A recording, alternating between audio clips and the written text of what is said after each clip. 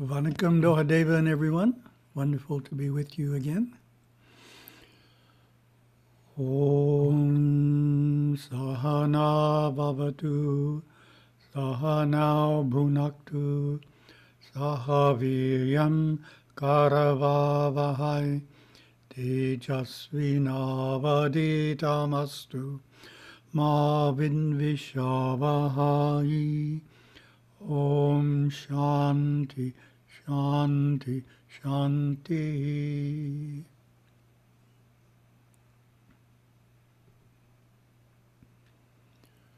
Oh, we will share the screen.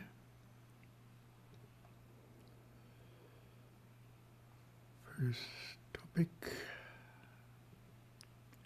Here we are, first topic.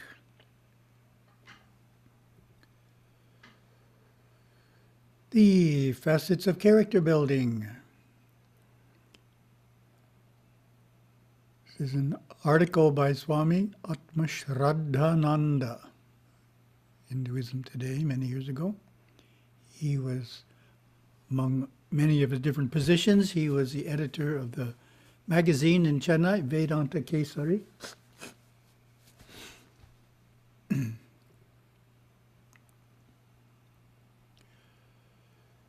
His first section here is build your character.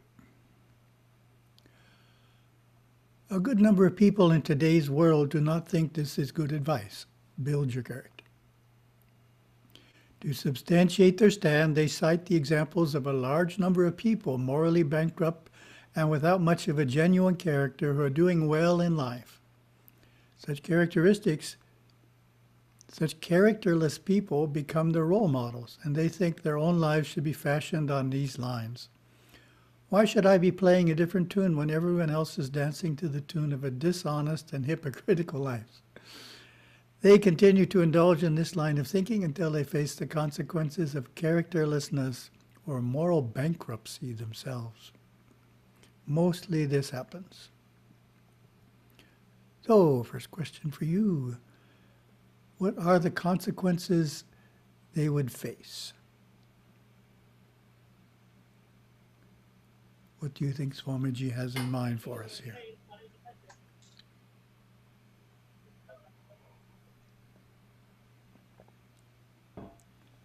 Consequences of characterlessness or moral bankruptcy. Well, Swamiji gives two.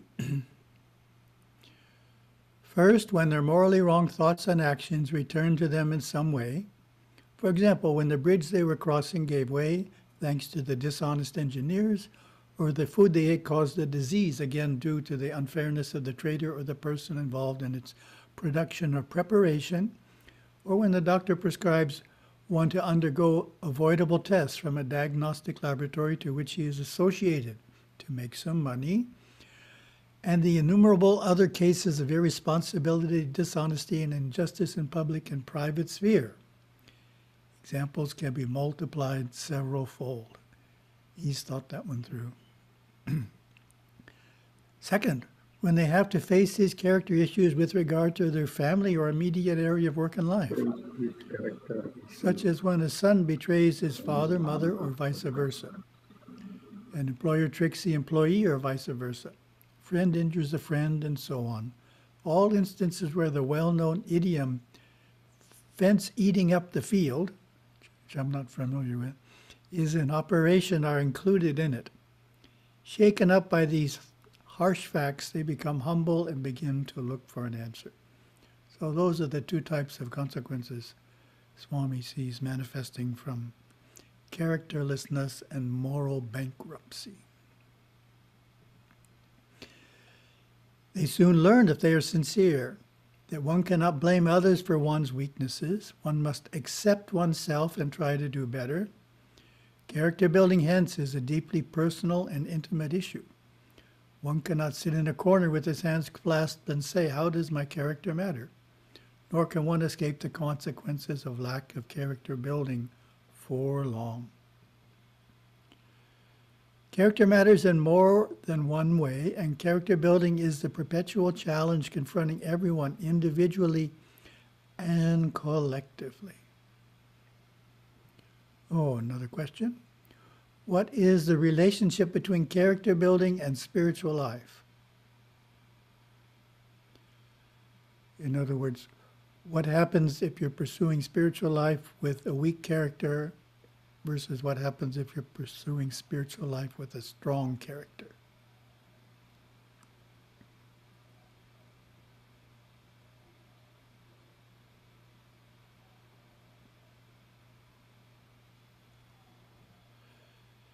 The importance of character building occupies a vital and central place in spiritual life. Spiritual life sans character building is like constructing a house without any mortar or cementing agent. Sans means without. So that's the point there. Let me read that again. Spiritual life sans character building is like constructing a house without any mortar or cementing agent. So a cement block house, you're putting it together and you're not using mortar or cementing agent. Obviously, it's not stable. So it's going to fall down eventually. So likewise, a spiritual life built on a poor character is going to eventually collapse. Can't sustain it. Though all mystic traditions speak of moksha or spiritual liberation, a state beyond even the issue of character building, no one denies that it is character building which alone can be the guiding principle in all spiritual matters. Through the rigors of character building, the light of spirituality shines forth. The word character, however, has several connotations. One meaning is the behavior of a person. When a person misbehaves or violates some accepted forms of social and moral practices, he is often said to be a man of loose or weak character. Another meaning of character in literary circles is simply the way a person's personality or life is portrayed in a book or story or article. This means a mixture of his good and bad traits. It is an evaluation of an individual's moral qualities through the role he or she plays in a story or situation. The word character, hence, could mean both good and bad qualities. One could be a man or woman of good or bad character, or, as is the case generally, one can be a person with a mixed character. So that's the point I made in the last presentation. When it comes to the 64 character qualities, we're going to be mixed. Some we will do very well, some we will do adequately well, and some we will do poorly. So he's agreeing with that. And that's the common situation among adults. Though this is true, the most striking connotation of character, however, lies in an interesting fact. It is almost always used to mean good. The expression that so-and-so is a man or woman of character invariably means good character. So deep is this identification of the term character with good that if one has to use it to mean differently, one has to use a particular adjective to specify it. Bad, evil, mean, etc. Swami Vivekananda, he quotes him a lot, his founder, however, goes a step ahead and gives a more, read that again. Swami Vivekananda, however, goes a step ahead and gives a most complete definition of the term. He also goes into the dynamics of character building process and says, every work that we do, every movement of the body, every thought that we think leaves such an impression on the mind stuff. And even when such impressions are not obvious on the surface, they are sufficiently strong to work beneath the surface, subconsciously. What we are every moment is determined by the sum total of these impressions on the mind. So all the subconscious samskaras. What I am just at this moment is the effect of the sum total of all the impressions of my past lives. This is really what is meant by character. Each man's character is determined by the sum total of these impressions. If good impressions prevail, the character becomes good. If bad, it becomes bad. If a man continuously hears bad words, thinks bad thoughts, does bad actions, his mind will be full of bad impressions. And they will influence his thought and work without his being conscious of the fact. Wonderful statement. In fact, these bad impressions are always working, and their resultant must be evil, and that man will be a bad man. He cannot help it. The sum total of these impressions in him will create the strong motive power of doing bad actions. He will be like a machine in the hand of his impressions, and they will force him to do evil. Similarly, if a man thinks good thoughts and does good works, the sum total of these impressions will be good, and they in a similar manner will force him to do good, even in spite of himself. End of quote. Back to Swamiji. Repetition or repeated thinking of a thought or happening of an action creates what we call character. So repetition. It is an outcome of experience of thoughts and actions, of reactions and responses of life itself. In Vivekananda's insightful words, karma in its effect on character is the most tremendous power that man has to deal with. Man, as it were, is a center and is attracting all the powers of the universe towards himself. Good and bad, misery and happiness, all are running towards him and clinging around him. And out of them he fashions the mighty stream of tendencies called character and throws it outwards. This means that character building is the result of whatever we do and do not do, for not doing is also a kind of action. But is character inherited, or is it subject to change?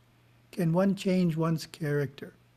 This is an important issue that bothers most human minds, and hence understanding it is essential to the whole process of character building. So he's raising the question, which is the question for you. Can one change one's character?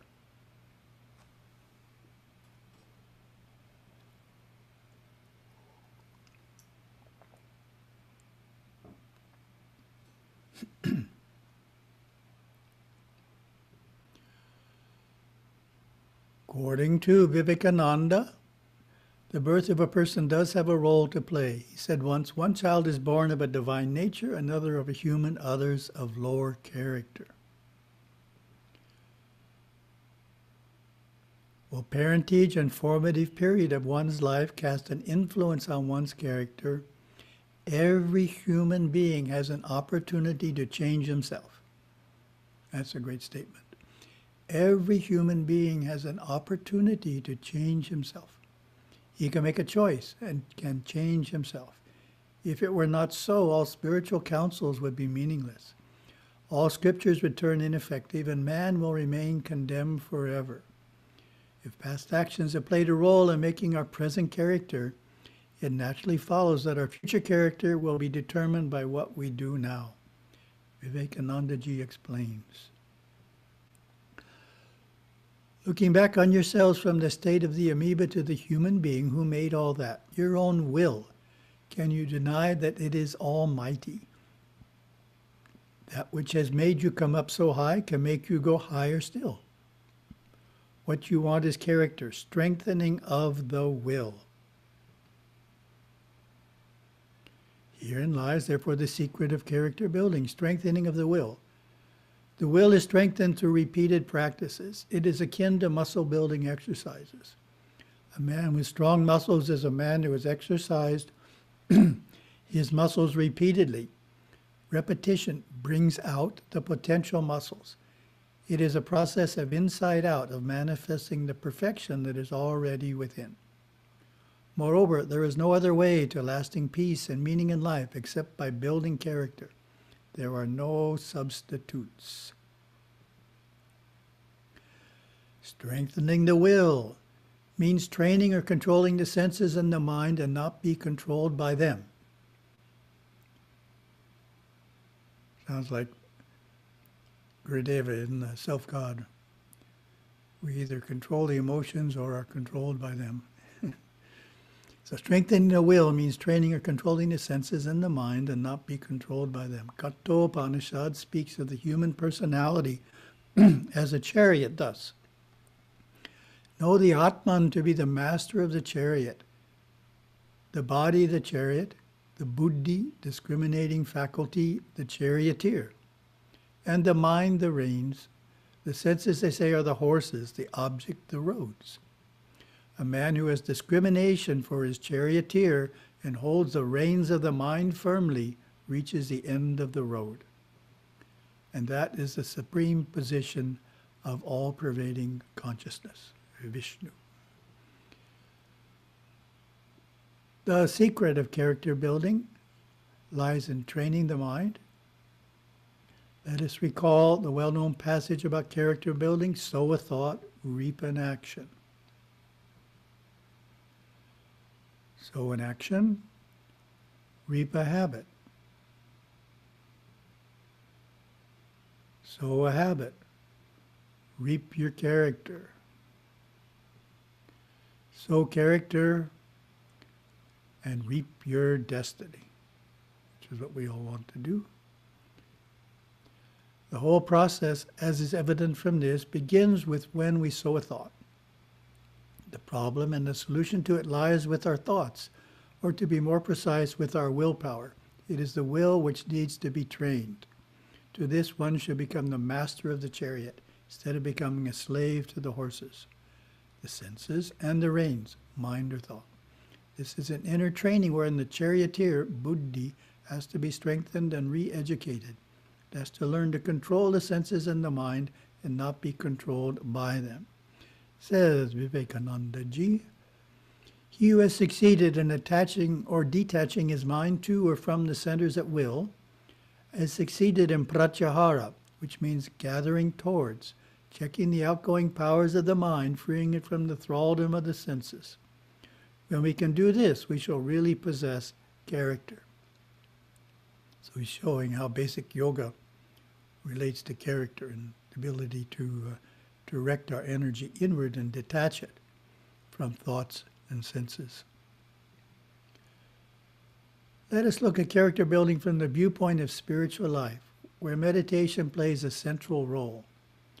Meditation depends upon concentration, and concentration depends upon withdrawal of the mind, which again depends upon self-control. So, how do you define self-control?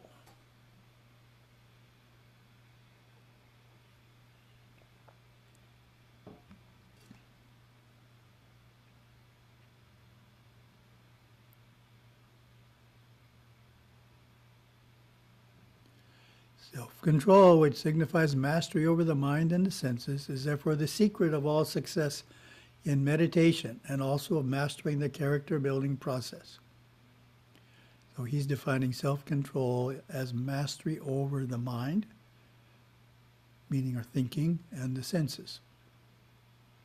Self-control is a way of life. It is based on exercising and strengthening one's will on the right lines. One has to learn to control one's cravings and channel them in healthier means of expression. Chastity, truthfulness, and genuine sympathy are the three indispensable components of a true character. The approach to character building should be always positive. One should emphasize on nurturing positive virtues rather than getting rid of vices. It is a widespread trend these days to emphasize the importance of overcoming addiction to alcohol, drugs, or other compulsive habits. In doing so, they emphasize on the harmful effects but fail to emphasize on what one should do in place of such habits. The result is that people keep attending camps and seminars and continue with the wrong habits also. Need to give them something positive to do instead. Nor should one mistake character with talents. By talent is meant some special trait or capacity to do something, such as having an aptitude for singing or for writing or public speaking. One should not forget that while we admire talent, it is character that we really respect. Talent may bring us some fame and reputation, but it is character which is the real man. Vivekananda Ji rightly pointed out, but before we see what he said, we have a question. How can you judge the character of a man? So he'll give us the answer in a second. How can you judge the character of a man?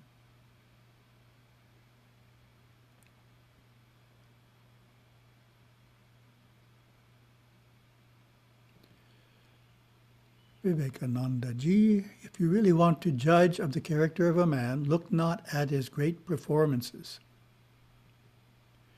Every fool may become a hero at one time or another. Watch a man do his most common actions.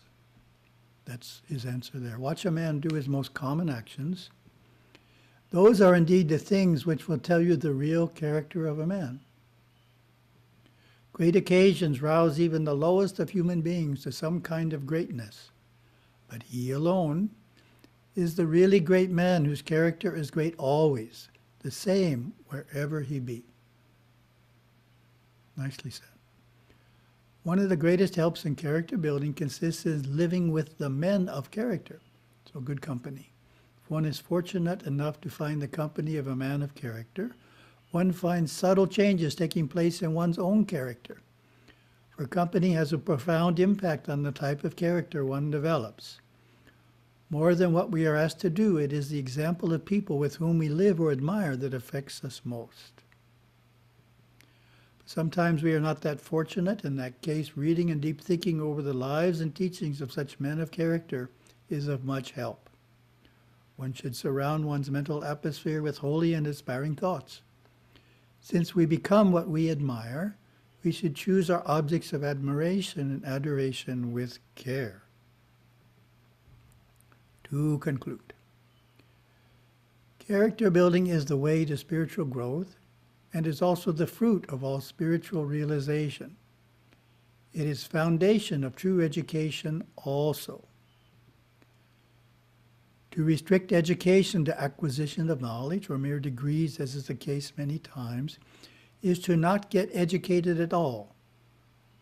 One may lack academic knowledge, but if one has trained one's will, purified and controlled one's mind, he is then truly educated. He alone is able to live a true life and contribute to it meaningfully. Training of will should be the ultimate goal of all education. Very thoughtful statement there. Be it in secular matters or in spiritual matters, building a noble and pure character is the only lasting solution to life's problems. Character, however, is not built only in the silence of meditation, though meditation is of great help in that, but in the broad daylight of right action. Very nice, Swamiji. And we have our second topic, moving on. As you can imagine, it's on character building. Drawing from our character building workbook. And this is where you need to write down your answers. They're a little more frequent and detailed than in the general material, so a digital or paper way of writing down your answers. And we're looking at our second character quality, which is acceptance. So we have a fourfold step to developing a positive character quality. Understand the positive quality. Cognize its expressions, realize its benefits, and practice its expressions. Understand the positive quality, first step. Defining it in your own words. So in this case, you're defining acceptance in your own words. What does acceptance mean? Then we'll look at the character workbook's definition.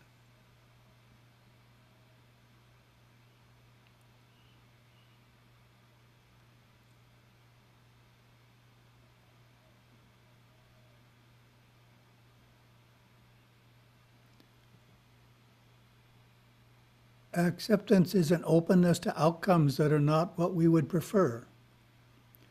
I cultivate it by being aware of others' preferences as to possible outcomes. The opposite is non-acceptance.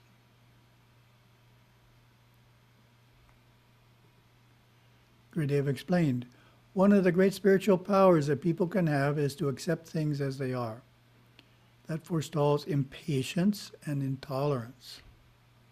Acceptance is developed in a person by understanding the law of karma and in seeing God Shiva and his work everywhere.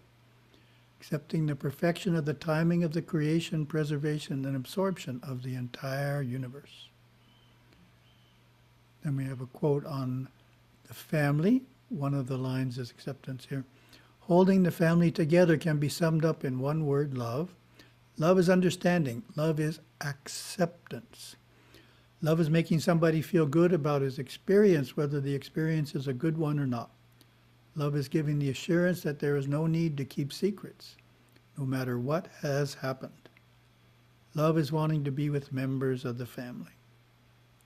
So of course, that's more than acceptance, has a lot on just the nature of love itself.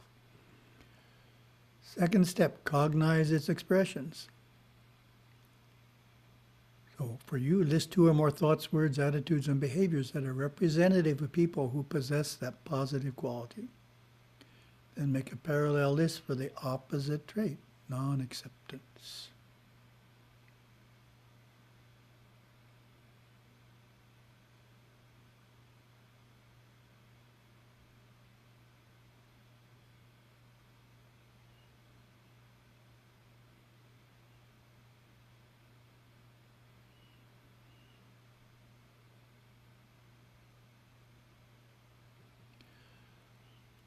Realize its benefits. List 2 or more of the benefits of having the quality. This can include insights into the problems caused when its opposite is followed.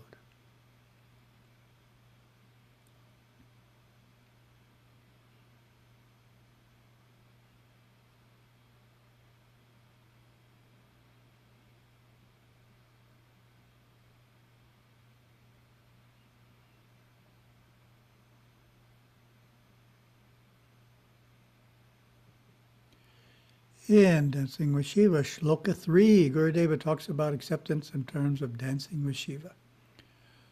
The world is seen as it truly is, sacred, when we hold Shiva's cosmic dance.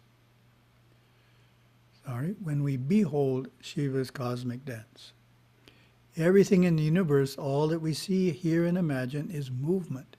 Galaxies soar in movement, atoms swirl in movement. All movement is Shiva's dance. When we fight this movement and think of it, it should be other than it is, we are reluctantly dancing with Shiva. We are stubbornly resisting, holding ourselves apart, criticizing the natural processes and movements around us. It is by understanding the eternal truths that we bring all areas of our mind into the knowledge of how to accept what is and not wish it to be otherwise. So that's the acceptance part. It is by understanding the eternal truths that we bring all areas of our mind into the knowledge of how to accept what is and not wish it to be otherwise. Once this happens, we begin to consciously dance with Shiva, to move with the sacred flow that surrounds us, to accept praise and blame, joy and sorrow, prosperity and adversity, and equanimity, the fruit of understanding. We are then gracefully in unrestrained surrender dancing with Shiva.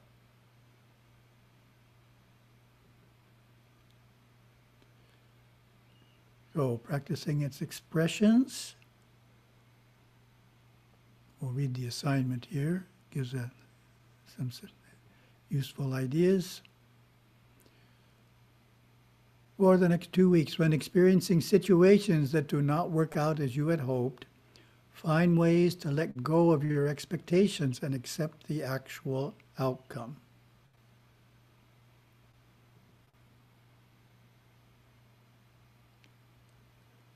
And then if you choose to put this one into practice in your life, the idea is to set realistic goals. Be careful not to set the goal too high lest you fall short. So that's the end of our presentation.